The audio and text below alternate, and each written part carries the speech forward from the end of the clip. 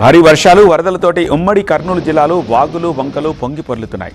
దాంతో చాలా చోట్ల రాకపోకలకు అంతరాయం ఏర్పడింది. భారీ వర్షాలతో ఇప్పటికే ముందు జాగ్రత్తగా విద్యాసంస్థలకు సెలవు ప్రకటించారు. కర్నూలు జిల్లాలోని భారీ వర్షాలు వరదలపై మరింత సమాచారం మా సీనియర్ కరెస్పాండెంట్ నాగిరెడ్డి అందిస్తారు. కర్నూలు, నంద్యాల జిల్లాల్లో నిన్నటి నుంచి ఎడతెరిపి లేకుండా వర్షాలు కురుస్తూనే ఉన్నాయి.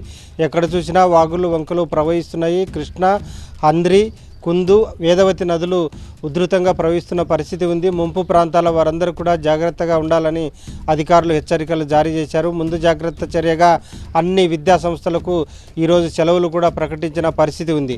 అటు తుంగభద్ర, శ్రీశైలం రిజర్వాయర్లకు కూడా వరద నీరు పోటెత్తింది.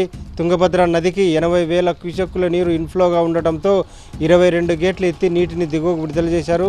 సుంకేసులకు కూడా 60,000కు పైగా క్యూసెక్కుల నీరు తరలి వస్తోంది. దీంతో అక్కడ కూడా 18 గేట్లు ఎత్తి నీటిని దిగువకు విడుదల చేశారు. ప్రస్తుతం మనం తుంగభద్ర నది వద్ద ఉన్నాం. తుంగభద్ర నది 80,000 క్యూసెక్కుల నీటితో ఉధృతంగా ప్రవహిస్తున్న దృశ్యాలను మనం ఇప్పుడు చూస్తున్నాము. ఈ నీరంతా కూడా శ్రీశైలం చేరుకుంటున్న పరిస్థితి ఉంది. అటు కృష్ణా నుంచి కూడా శ్రీశైలానికి భారీ ఎత్తున ఫ్లడ్ కొనసాగుతుంది. దాదాపు 1.5 లక్షల క్యూసెక్కుల నీరు శ్రీశైలంకు చేరుకుంటున్న పరిస్థితి ఉంది.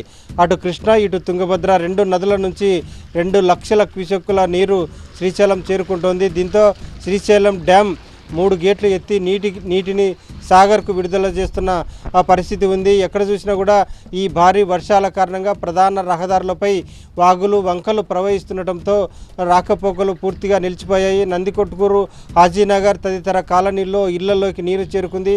ఆత్మకూరు సబ్ డివిజన్ పరిధిలోని కొత్తపల్లి మండలంలో పెద్దవాగు, నల్లవాగు ఉప్పొంగి ప్రవహిస్తున్నాయి. దాదాపు 20 గ్రామాలకు పైగా అక్కడ రాకపోకలు పూర్తిగా స్తంభించిన పరిస్థితి ఉంది.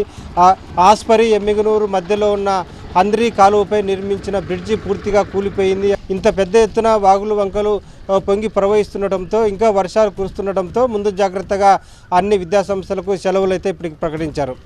ఇది ఇక్కడి తాజా పరిస్థితి. కెమెరా పర్సన్ వీరేష్తో నాగిరెడ్డి, TV9 కర్నూలు.